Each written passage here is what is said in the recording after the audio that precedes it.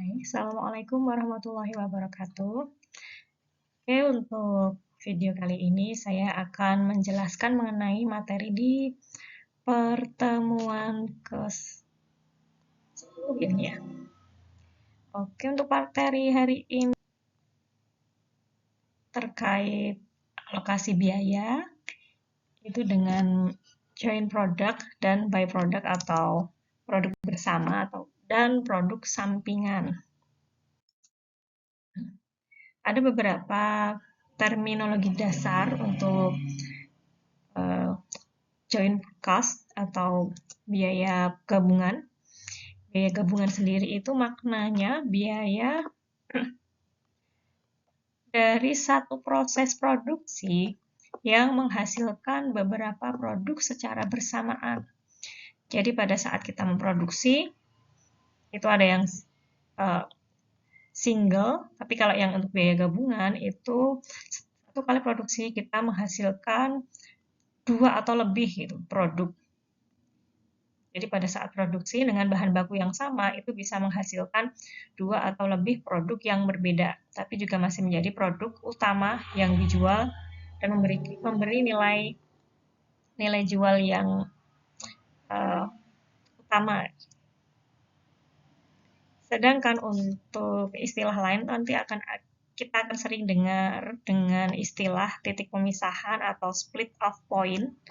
Di sini adalah tempat dalam proses produksi gabungan di mana 2 atau lebih produk dapat diidentifikasi secara terpisah. Jadi dari bahan baku yang sama itu tadi, kapankah itu bahan baku menjadi produk 1, kapan itu menjadi produk 2, itu kondisi saat terjadinya perpisahan itu nanti namanya split off point ya. Untuk yang ketiga itu ada istilah biaya terpisah. Jadi di sini semua biaya yang dikeluarkan setelah titik pemisahan yang dapat ditugaskan kepada masing-masing produk spesifik yang sekarang dapat diidentifikasi. Jadi berapa sih biayanya? Biaya terpisahnya itu berapa? Itu istilahnya biaya terpisah. Jadi seluruh biaya yang dikeluarkan, kita gunakan setelah kita tahu pas ada split off tadi sudah kita pisah ketika ada bahan baku, kemudian ada titik pemisahan, kita sudah tahu kapan produk 1 dan produk 2 itu terpisah. Nah, biaya-biaya yang keluar setelah titik pemisahan itu namanya biaya terpisah. Yang itu ditugaskan yang akan diberikan atau dibebankan per produknya. Jadi kalau produk 1 ya biaya-biaya yang keluar pada saat proses produksi produk 1, produk 2 berarti biaya-biaya yang dikeluarkan pada saat memproduksi produk 2. Ada juga istilah yang lain.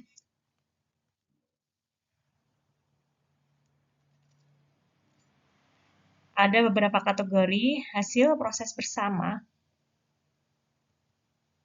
Itu adalah output dengan nilai penjualan positif,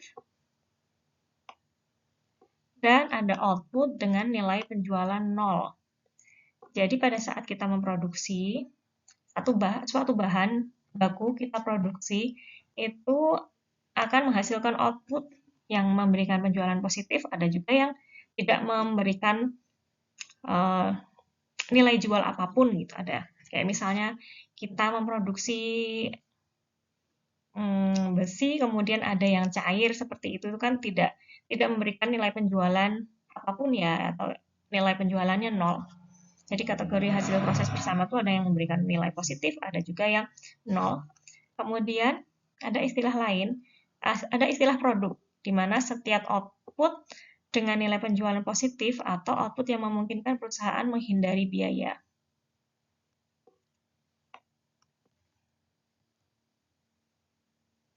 Di sini nilainya bisa lebih tinggi atau lebih rendah. Pada joint cost terminologi ini juga ada istilah produk utama. Produk utama itu adalah keluaran dari proses produksi bersama yang menghasilkan satu produk dengan nilai penjualan tinggi dibandingkan dengan nilai penjualan keluaran lainnya. Jadi pada saat kita memproduksi ada banyak produk, kemudian yang paling penjualannya paling tinggi itu namanya produk utama. Sedangkan untuk produk bersama itu adalah keluaran dari proses produksi bersama yang menghasilkan 2 atau lebih produk dengan nilai penjualan tinggi dibandingkan dengan nilai penjualan keluaran lainnya. Jadi biasanya ada banyak produk perusahaan-perusahaan manufaktur yang menghasilkan banyak produk ya. Kita bayangkan saja seperti Cimory kayak gitu. Cimory itu menggunakan satu bahan yang sama ya, saya susu sapi kayak gitu. Kemudian ada banyak produk yang dihasilkan oleh Cimory, nggak hanya susu ya. Ini susu Cimory dengan produksi terbesar itu bisa menjadi produk utama. Tapi juga ada produk bersama yaitu ada 2 atau lebih produk dengan nilai penjualannya juga tinggi dibandingkan dengan nilai penjualan lainnya. Seperti misalnya yogurtnya atau apa yang tinggi ya di Cimory. Yogurtnya dan permennya kayak gitu. Tapi juga ada produk-produk yang selain itu juga ada nilainya tapi lebih rendah, nanti produk sampingan itu namanya.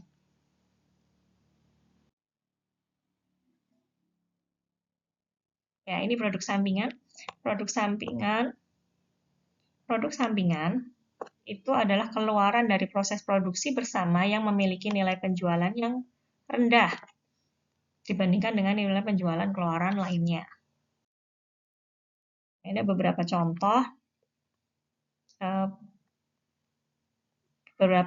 industri-industri yang menghasilkan produk bukan hanya satu aja.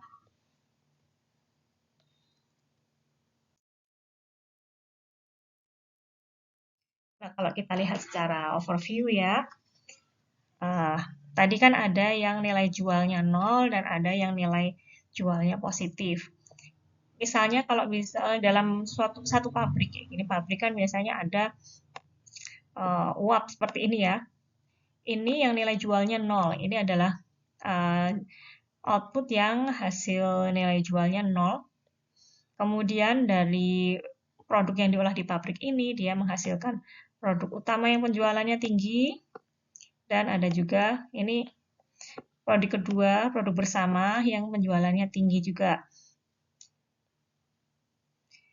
Kemudian ada juga produk yang hasil nilai penjualannya rendah, jadi dia hanya memanfaatkan sisa-sisa atau mungkin proses bahan baku yang tidak digunakan atau produk bahan baku yang mungkin bisa kita manfaatkan dalam bentuk yang lain, tapi jumlahnya biasanya tidak banyak dan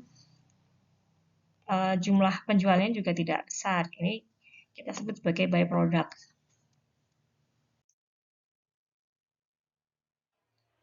Alasan kenapa perusahaan-perusahaan itu membuat pemisah gitu ya, menggunakan mengalokasikan joint cost.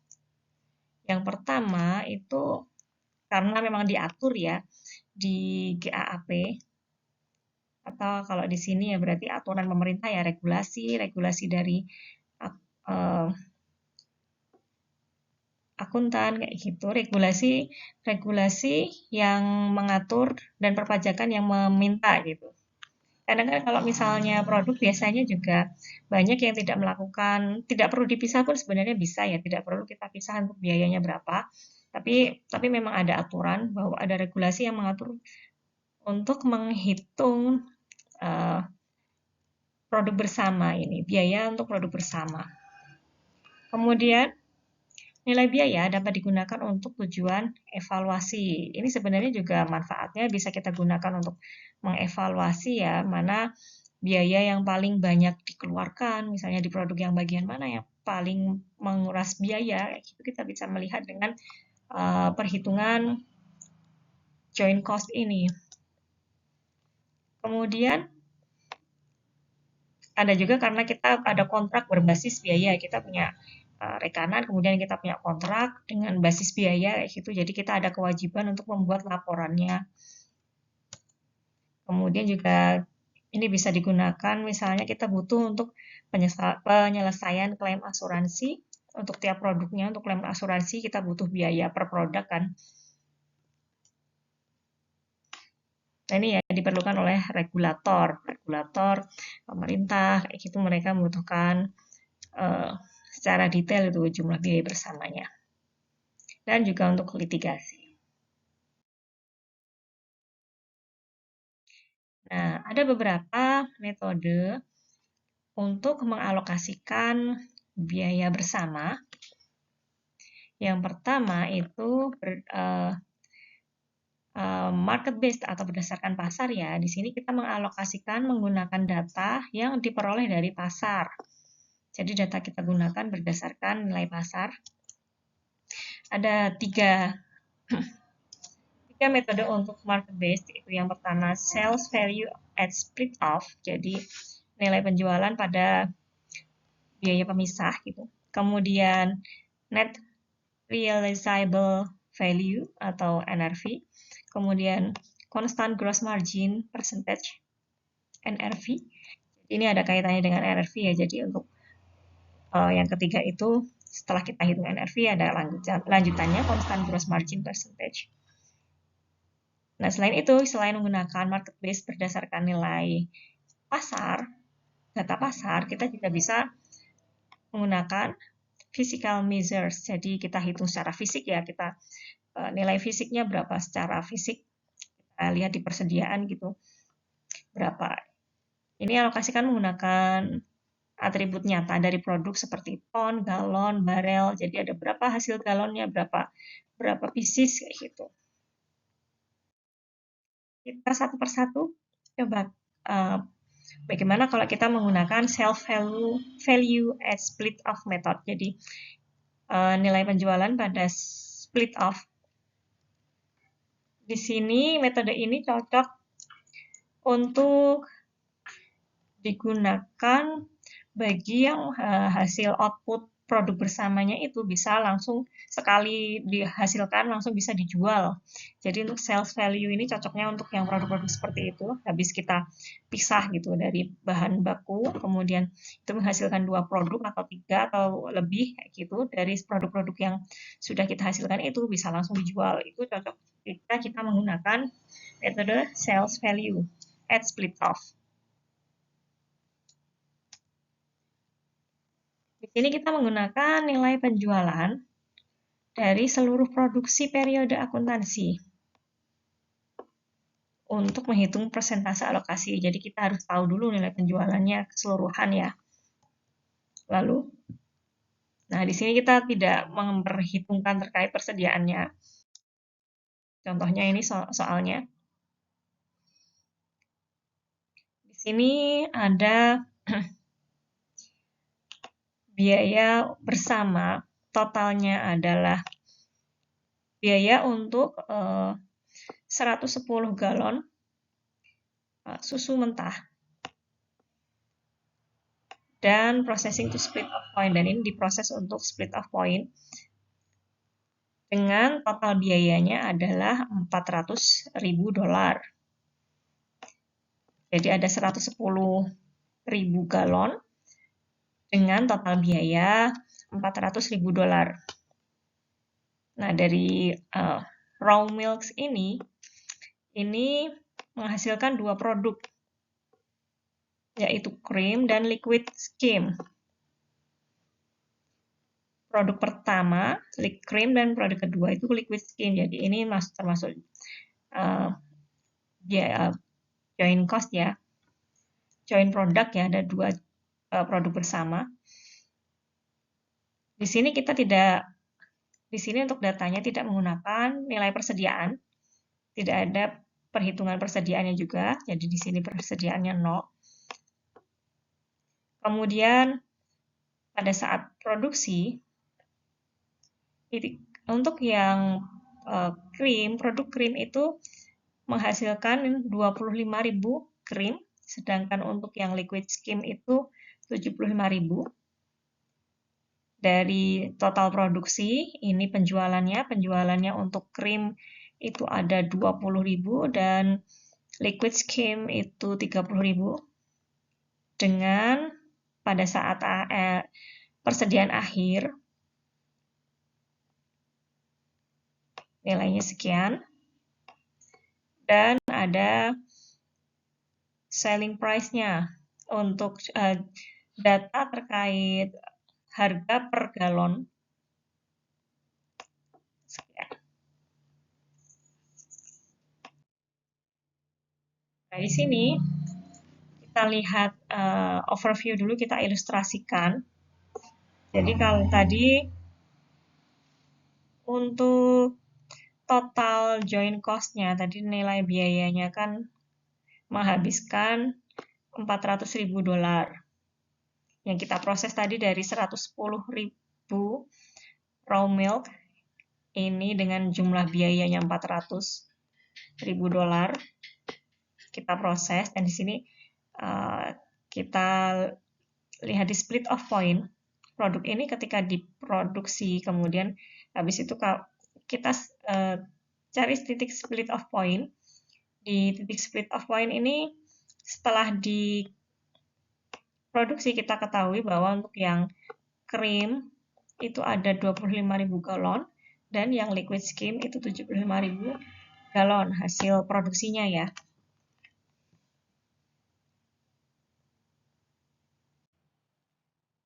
Untuk mengerjakan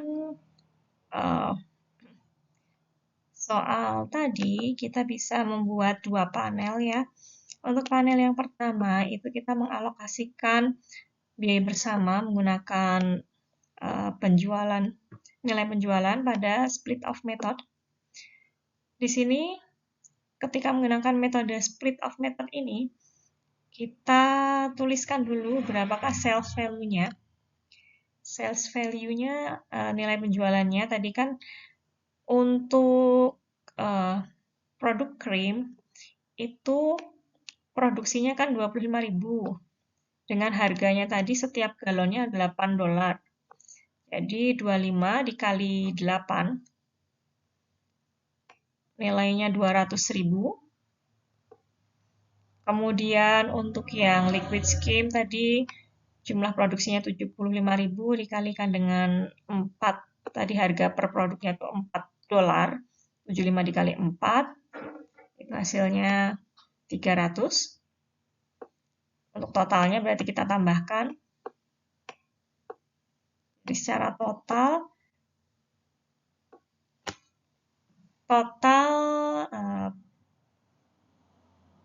nilai penjualan itu $500.000. Setelah itu kita buat bobotnya untuk menghitung prosentasenya ya. Untuk menghitung prosentase berarti kan untuk krim itu 200 per 500 atau 0,4. Krim itu berarti tadi ya 200 per 500.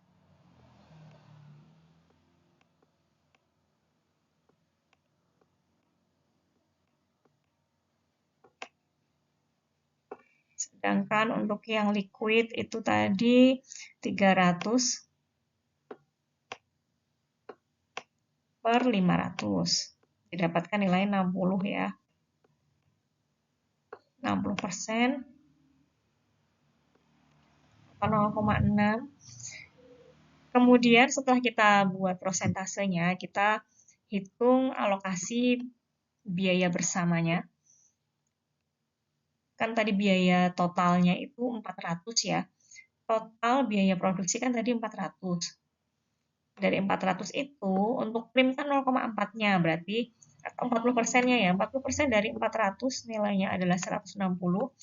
Dan untuk liquid skim itu 60% dikali 400 atau 240.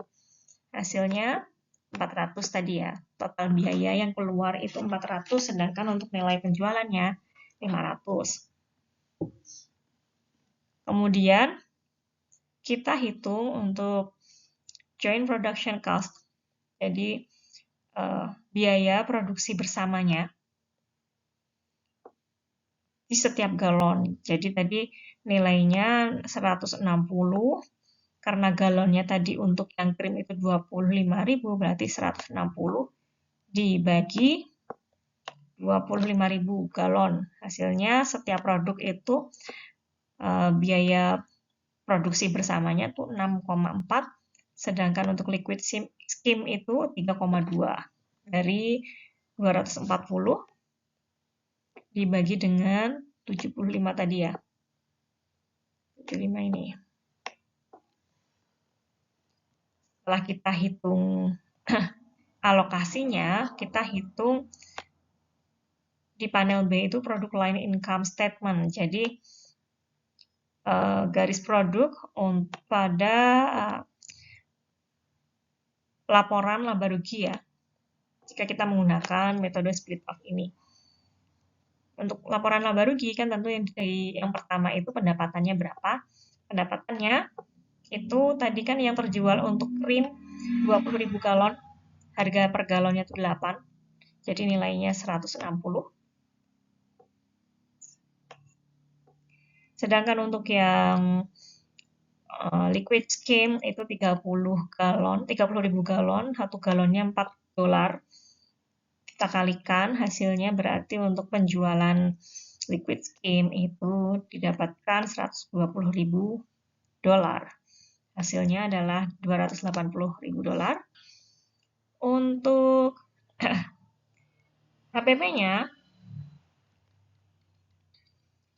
yang pertama untuk perhitungan HPP-nya, pertama untuk kita hitung biaya produksinya.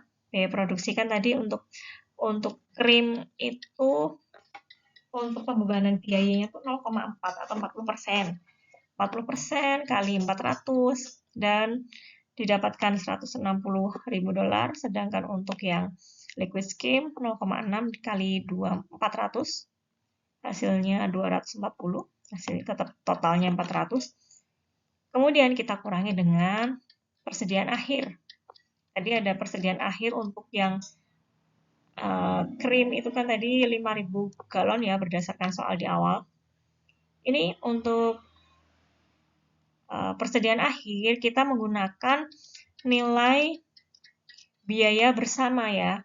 Jadi tidak kita gunakan harga jual, tapi kita gunakan biaya yang biaya bersama yang telah kita hitung prosentasenya tadi. Sudah kita hitung per unitnya tadi ya. 5.000 dikalikan 6,4. Kemudian nilainya 32.000. Sedangkan untuk yang liquid skim persediaan akhirnya tadi 45.000, nilainya 3,2, hasilnya 144, totalnya 176.000. Untuk HPP-nya berarti tinggal kita kurangi ya antara biaya bersama dikurangi dengan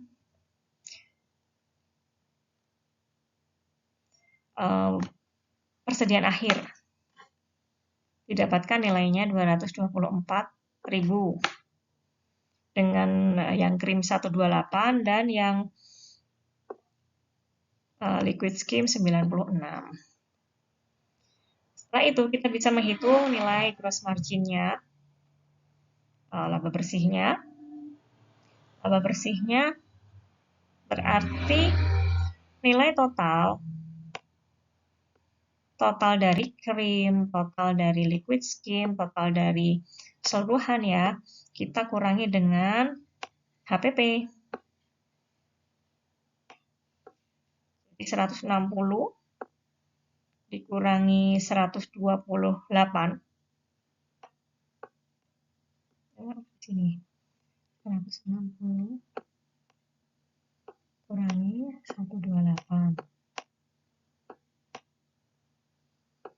Ini hasilnya 32. Untuk yang liquid skim juga 120 dikurangi dengan 96. Hasilnya 24. Dan untuk totalnya juga 280 dikurangi 224. $56.000. Itu untuk laba kotornya.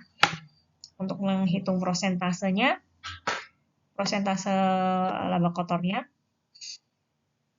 ini bisa kita hitung dari nilai gross margin dibandingkan dengan nilai revenues-nya atau pendapatannya ya. 32 banding 160. Jadi sama ya nanti hasilnya untuk prosentase gross marginnya, yaitu 20%. 32.000 dibagi 160, 24.000 dibagi 120 kali 100%, kemudian 56 dibagi 280 kali 100%, hasilnya sama nanti 20% semua. Itu untuk sales value at split of illustration.